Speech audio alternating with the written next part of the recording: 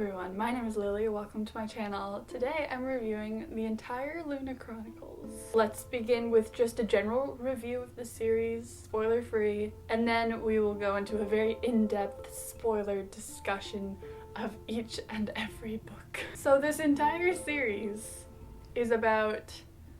what is it about? Let me start with what book 1 is about, because I think that's all you want to know. I'm also going to pretend that this says Cinder on it, because it helps to have a prop. I could get that poster down. I really could. I'm sorry, I need to compose myself. Happy thoughts. Happy LUNAR Chronicle thoughts. So, Cinder is about a cyborg Cinderella. It's a fairy tale retelling in the future. There's this plague, and it's pretty bad. It's just an adventure in space with robots and more robots and evil dictators and romance. It reminds me a lot of Star Wars. I was gonna say that if John Green were to write a dystopian YA romance fairy tale retelling, it would be sort of like this. But I only say that because it's a very nerdy book. Nerdy and dorky. It's great though because the characters aren't annoying. Like, you know how sometimes you just start reading a book and you're like, oh no, it's one of you. It's not like that at all. I hope that's enough information for you because that's all I've got. Read the first book, give it a chance, and just know that the series gets better and better. With the exception of one of the spin-off books that I'm not totally in love with, but I think that was just a personal thing, so don't listen to me. That's all I want to say. Thanks for watching. I hope you make the right choice. Wink. If you don't love it, money back.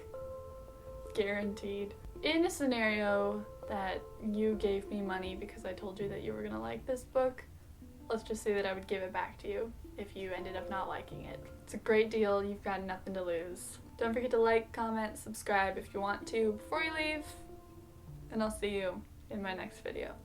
Or you'll see me. Looking forward to it. Let's talk about spoilers then.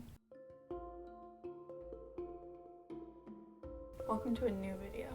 Okay, maybe now I'll actually be able to talk because I won't be so hindered by this giant block in my head that says, no, don't say that. Don't tell them what it's about. They don't want to know that. Why do you think they're watching a review? They don't want to know those things. I can't say much of anything, really. Why am I even making a review video if I can't even say anything? This is tragic. I need a checklist. Let's just start going. So Cinder. Okay, to be completely honest, I feel like it went by really fast and I wasn't really sure what was happening. Clearly I liked it if I wanted to read the second book so badly, but I think I liked Cinder a lot. I think that there was a really good main character. Kind of like Harry Potter. Like, he's not over dramatic, he just kind of goes with the flow, and I feel like Cinder was similar to Harry Potter in a way. I think the book just had, not the book, there's so many of them. I think the books just had a great balance. I really loved the identity that was kind of constructed for Lavana. I feel like 3 things happened in that book. 1, Cinder met Kai. 2, Peony died.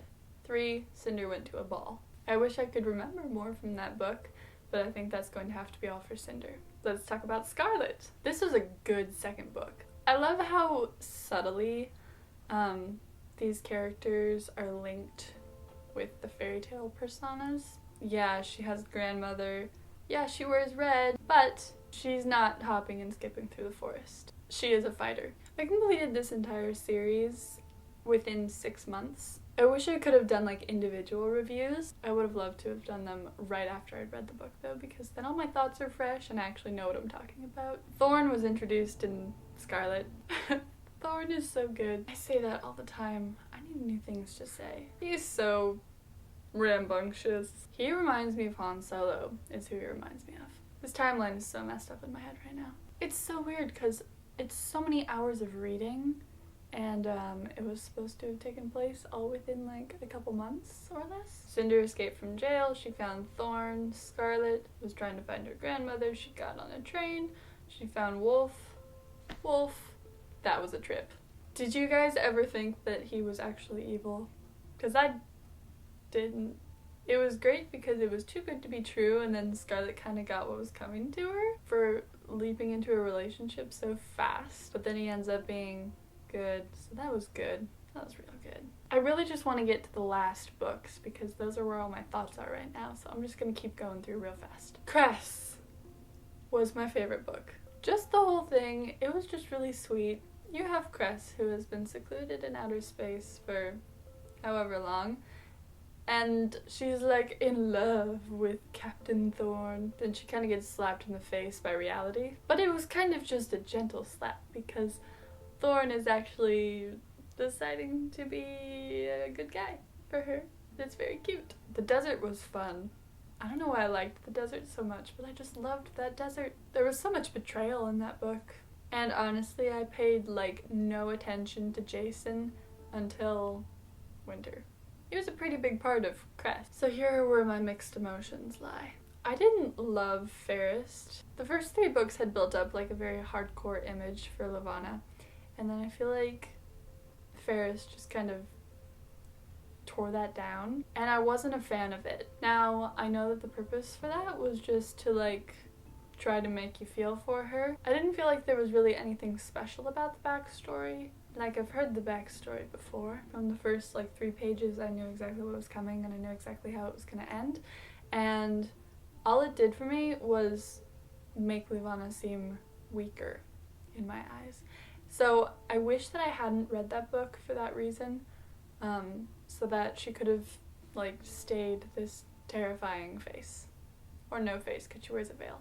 Looking back, I'm glad that I read it because if I hadn't, I wouldn't have barely known anything about Winter's father or her mother, but I just wish that it could have been different. But I think that's completely personal. If you've never heard that backstory before, it was probably like, wow, that's cool. I feel that way about a lot of YA books. Like, some of the ones that I really love are ones that everyone is like sick of because they read that story so many times. I really, really liked The Maze Runner, and I really, really liked the entire Divergent series. But those were 2 of the first dystopian series that I've ever read. So everything was new and it was interesting. I wish I could have liked Fairest more. And then there was Winter, that menacing 800-page book. Whoa, that was such a deceiving book because it looked like it was the size of Cress, which was like 400 pages.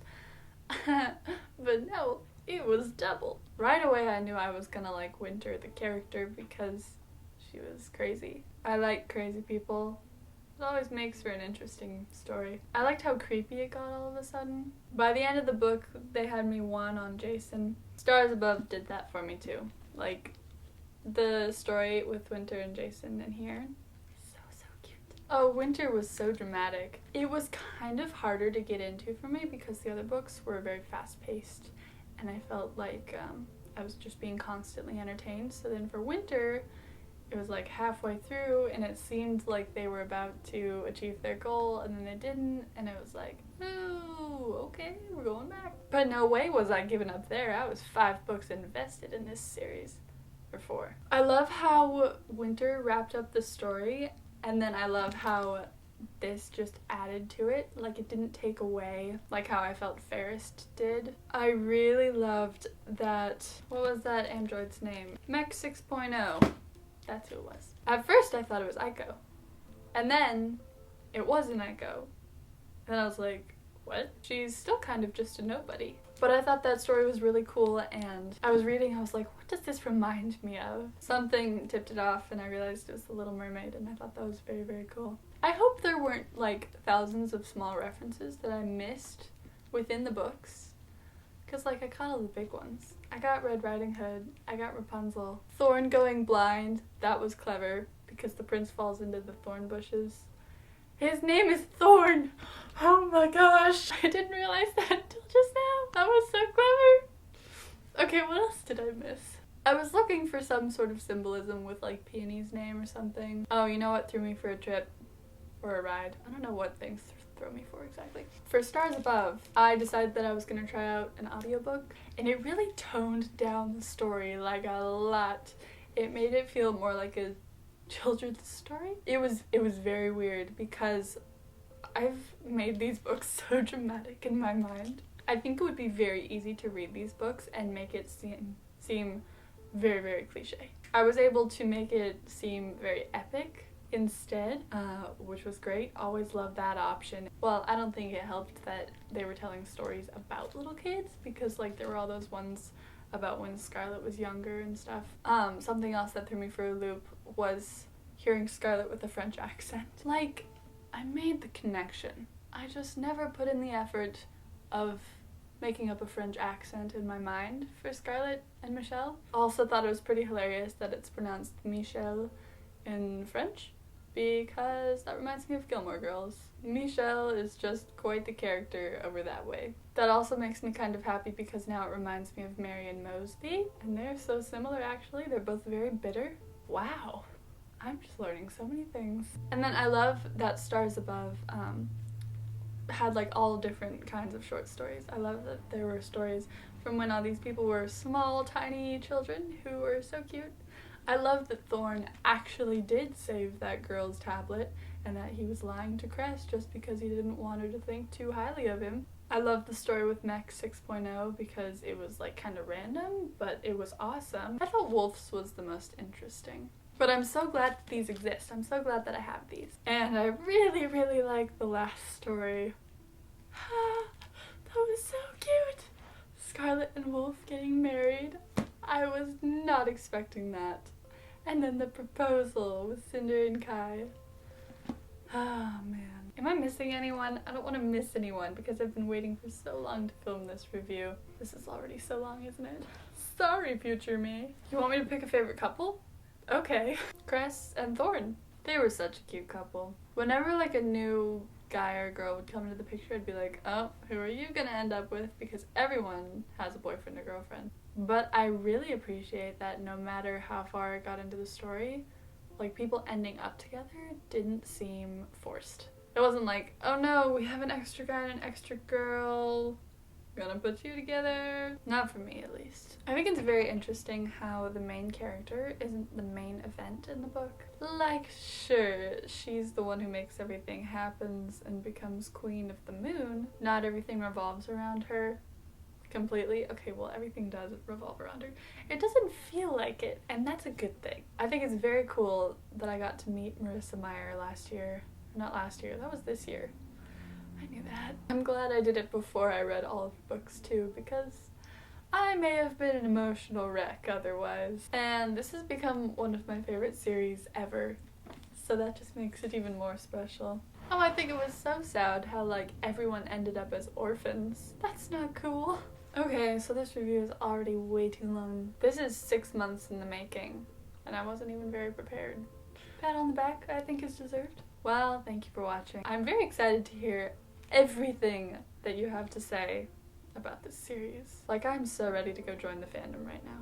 Please don't forget to like the video, and if you'll excuse me, I'm about to go finish the Red Rising trilogy. If you want to know what I'm reading at all times, because that's not creepy at all, you can definitely follow me on Goodreads. Hope you have an awesome, awesome day, because you are an awesome person, and I think you're cool.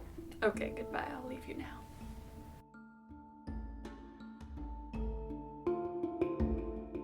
Come on, Lily, step up your game. Step it up.